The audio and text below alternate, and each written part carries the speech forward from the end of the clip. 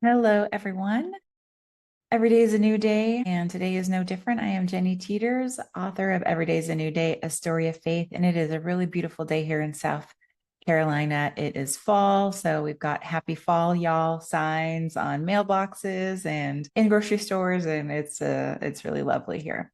So happy fall, y'all. And today I want to talk about a very simple concept, starting with eating breakfast. I made myself breakfast today, and it's kind of a big deal. So I don't usually wake up hungry for breakfast. I wake up hungry for caffeine coursing through my blood system to get me alert, but I don't usually wake up hungry. And I'll make breakfast for my husband from time to time and make leftovers and put everything away, and I'll clean up, but I won't even often eat the food that I've made for him and sit down with him. So it is a long habit of not doing that. But today's a big deal because I decided that I'm worth stopping what I'm doing. There are a lot of emails, there are a lot of appointments, there are things to listen to, there's things to prepare, there's clients to do some of the work I'm doing on their behalf, kind of done for you things. So there's no end to the to-do list. There's laundry to be done. There's a dog to go out and throw a ball for. There's a floor to sweep, phone calls to make, even prayer time still to be had. But I stopped doing all of those things and made breakfast. And I want to tell you why it's so important. And what I had was I had a couple of eggs with a little bit of bacon and avocado. So it was quite delicious. It went great with coffee, and I feel amazing. So here's the reason why it's a really big deal to me. One is a couple of weeks ago, I ended up in the emergency room. And it was a time of that particular week where there was stress. And I think I've been living with low level stress or high level stress for a long time. It feels normal, but there was a big event. There were a lot of holes that I was helping with. There's a lot of holes in the agenda and things that needed to be done and people to be called and cancellations and people to be confirmed. And those of you out there who have helped plan events, when you're part of the team who's doing the operations and the behind the scenes and getting all the presenters, lined up and they're on the right place and all the attendees and what do they need. There's a lot of organization, and the team was very small. I was feeling very accountable to how everything was going to go in this event. The day before the event, I had a mammogram scheduled. So I woke up in the morning. I'd worked late the night before. I woke up in the morning and did all of the tasks I could do to prepare. I had a lot of coffee. My intention was to go from my house 30 minutes to where my mammogram was, then the grocery store, so that I could make the dinner that I like to make for my husband before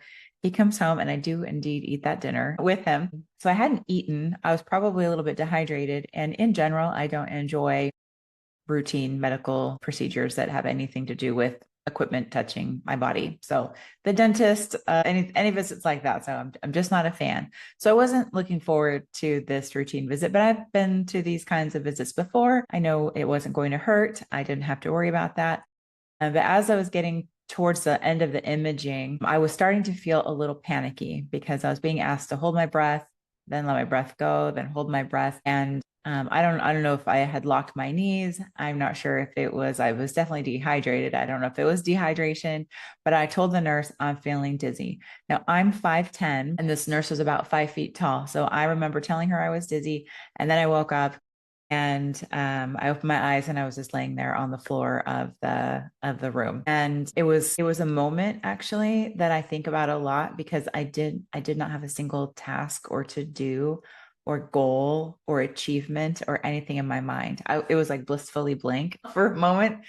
I thought, wow, this feels good. I'd like to just close my eyes and go back to that space for just a moment. But I did not snap to. I've fainted many times before, not in a while, but it's not uncommon for someone to describe a medical procedure, describe a dental visit, describe breaking a bone, and I'll pass out. So since I was 5 years old, my first pass out was a field trip in kindergarten to a hospital where they were showing us different devices like that they use on the chest and all of that anyway, I don't even want to talk about it. So that was the first time I passed out when I was 5. So it didn't surprise me, but at the same time, I hadn't eaten and my mind was was definitely focused on getting, the summit and all things working out really well for it. I'm doing good work for God. These are people who are coming, and recovery will save their lives. So I'm on a mission and very, very driven.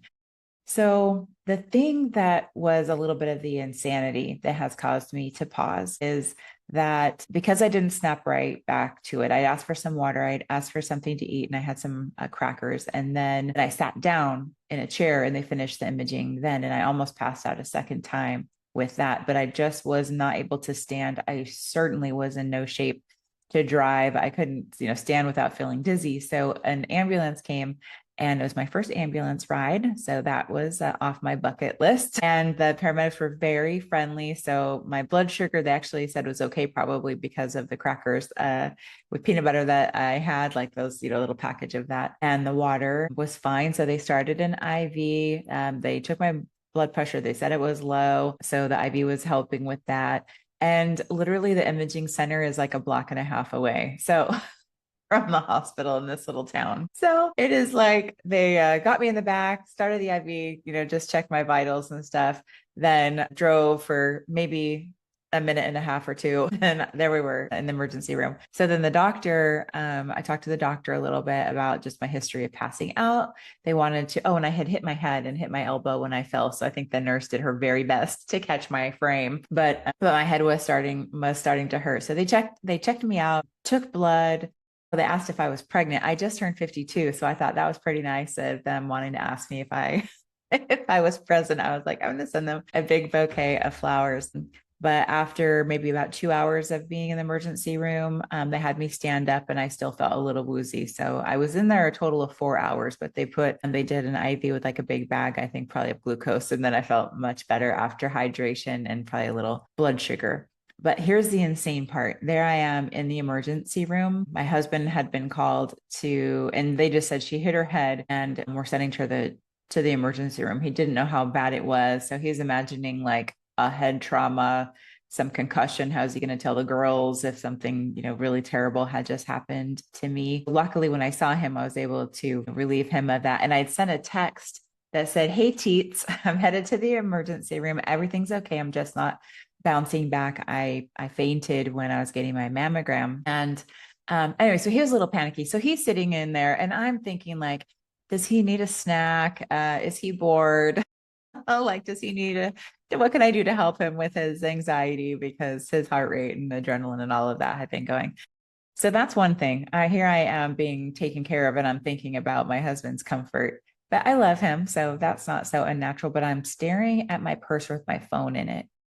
And I'm thinking about the phone calls I want to make. I want to check on the people that were going to call me back and get back to me. So I'm thinking about the event the next day. And I really had to stop and pray and ask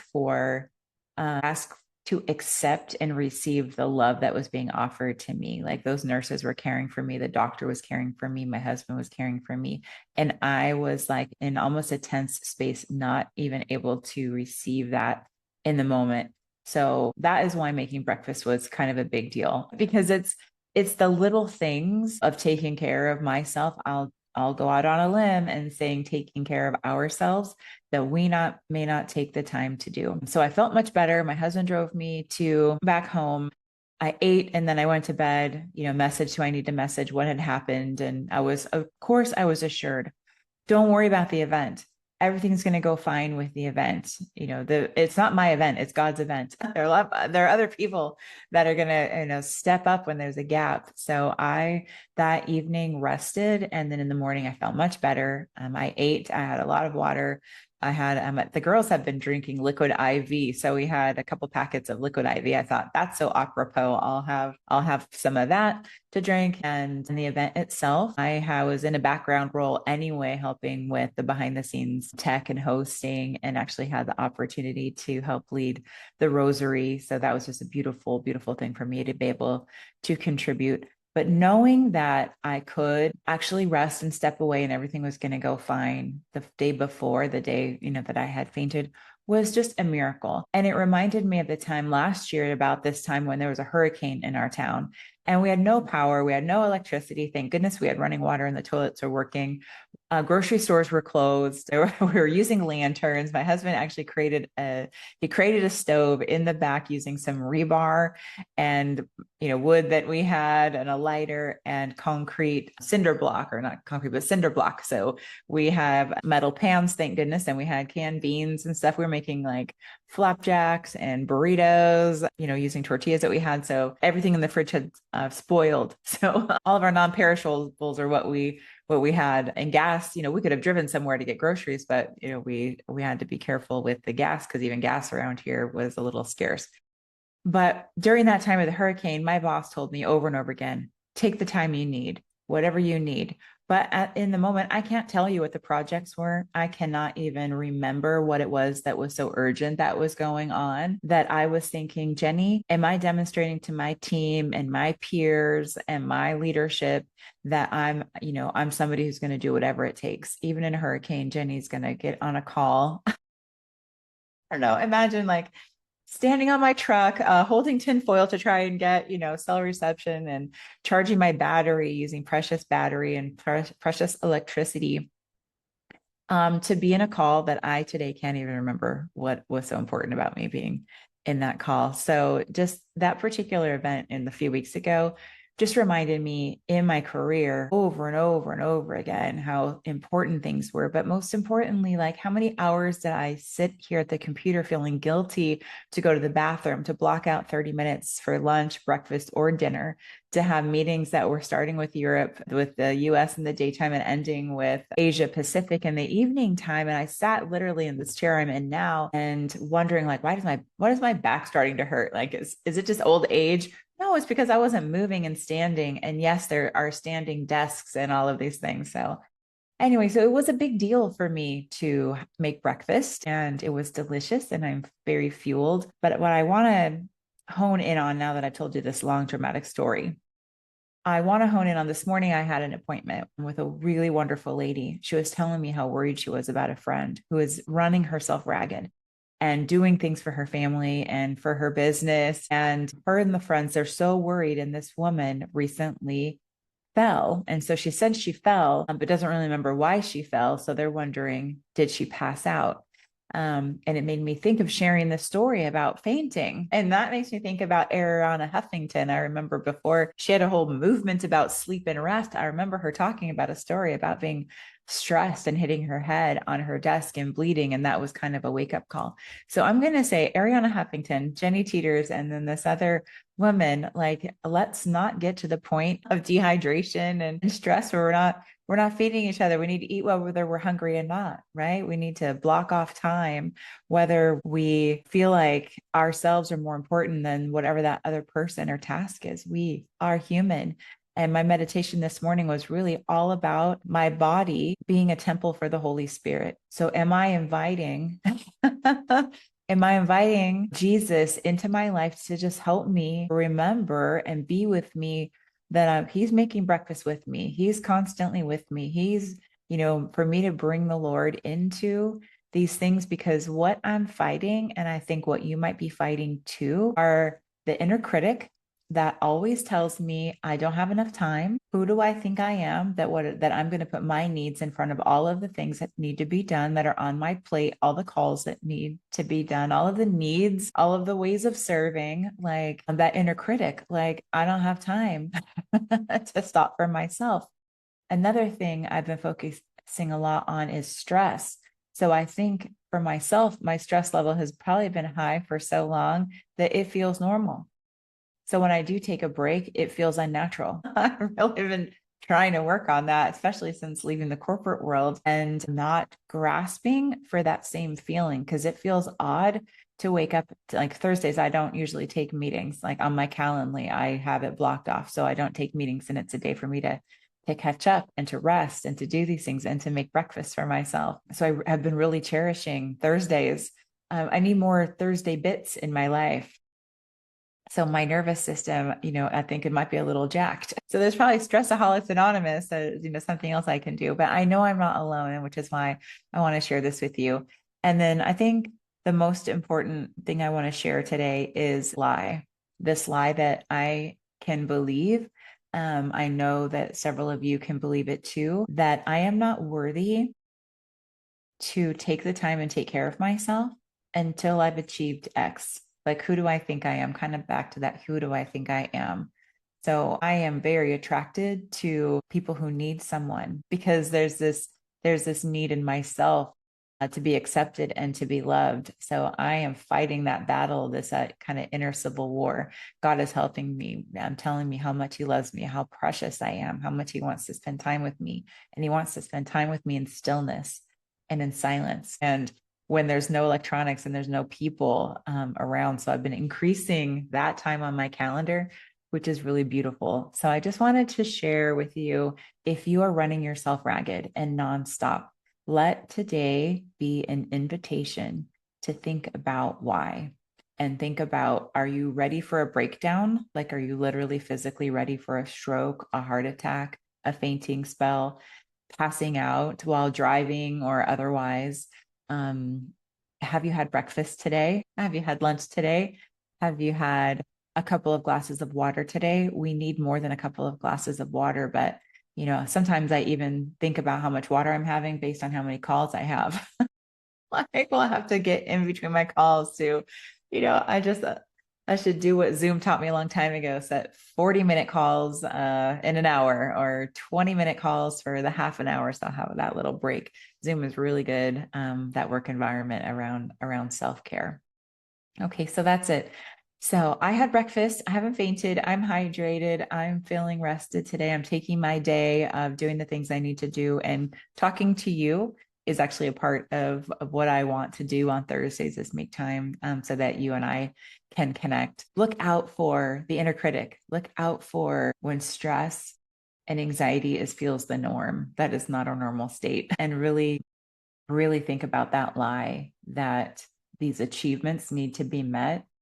And then, like, we'll slow down just as soon as, like, slow down today so we can actually do that wise advice from Stephen Covey, like, stop and sharpen our saw. And we need to do that. So I need to do that. You need to do that. Today's your invitation, and I'm taking advantage of that invitation myself. So breakfast is a big deal.